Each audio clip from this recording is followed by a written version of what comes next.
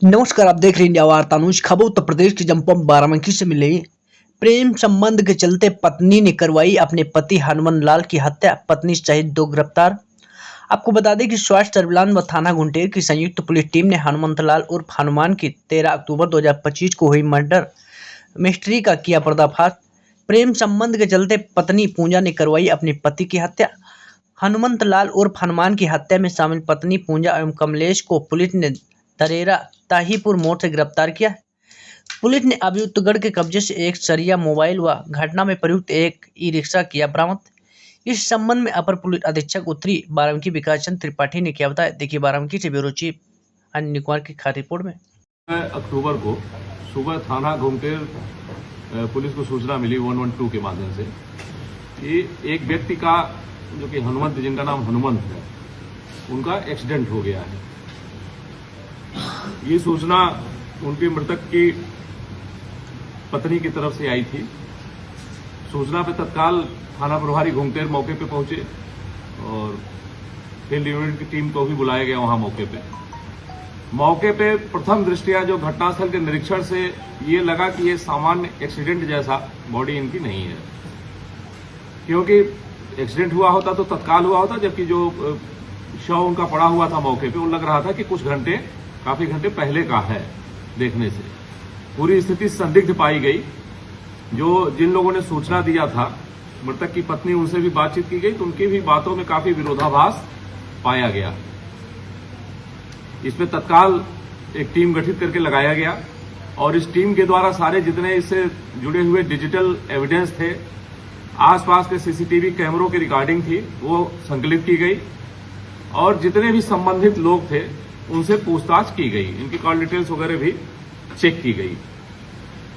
इसके आधार पर जो घटनाक्रम निकल करके आया वो काफी गंभीर था।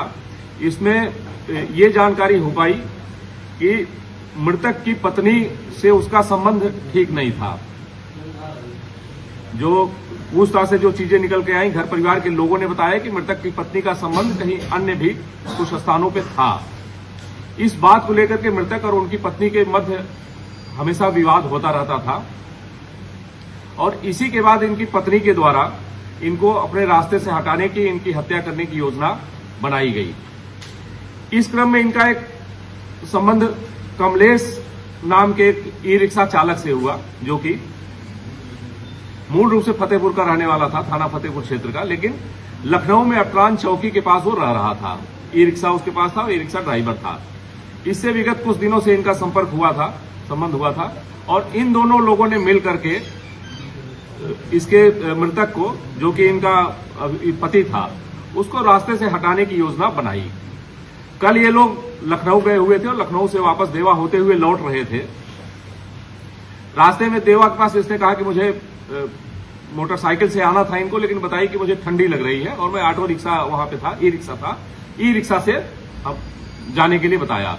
और जो अभियुक्त कमलेश है, कमलेश का ई रिक्शा एग्जैक्ट उसी पॉइंट पे लगा था जहां पे इसने बाइक रोकी और ये जाकर के अभियुक्ता उसी ई रिक्शा में बैठ गई कमलेश के।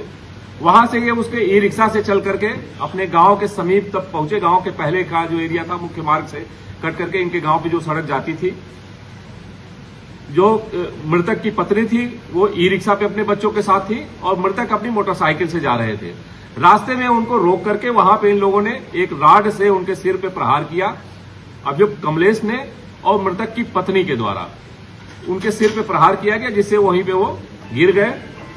पूरे घटनाक्रम को हत्या करने के बाद इसको दुर्घटना का स्वरूप देने का इनके द्वारा प्रयत्न किया गया और उसके बाद हत्या करने के बाद रात में वापस ये फिर लखनऊ चली गई उसी ई रिक्शा चालक के साथ और वहां से कुछ घंटे के बाद सुबह पुनः घटनास्थल पर आकर के इनके द्वारा एक्सीडेंट की सूचना दी गई और पुलिस को गुमराह करने का प्रयास किया गया।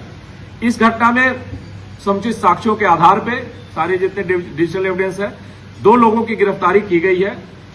जो मृतक थे उनके भाई के द्वारा ये इस घटना में एफआईआर पंजीकृत कराई गई, जिसमें मृतक की पत्नी को और उनके जानने वाले जो उनके मित्र थे कमलेश, उनको नामजद कराया गया और घटना में पूरे सभी साक्ष्य संकलित हो जाने के पश्चात मृतक की पत्नी को और ई रिक्शा चालक कमलेश जो कि उनका परिचित था, दोनों की गिरफ्तारी कर ली गई है। इनके पास से जो आला कतल सरिया जिससे सिर में चोट पहुंचाई गई थी वो बरामद किया गया। इसके अतिरिक्त घटना में प्रयुक्त मोबाइल फोन और घटना में प्रयुक्त ई रिक्शा भी बरामद कर लिया गया है। हमारी टीम इनसे लगातार पूछताछ कर रही है। सारे जितने साक्ष्य हमने संकलित किए हैं सभी साक्ष्यों को विश्लेषित किया जा रहा है। आगे और जो फैक्ट निकल करके आएंगे उसके आधार पर अग्रिम विधिक कार्रवाई की जाएगी।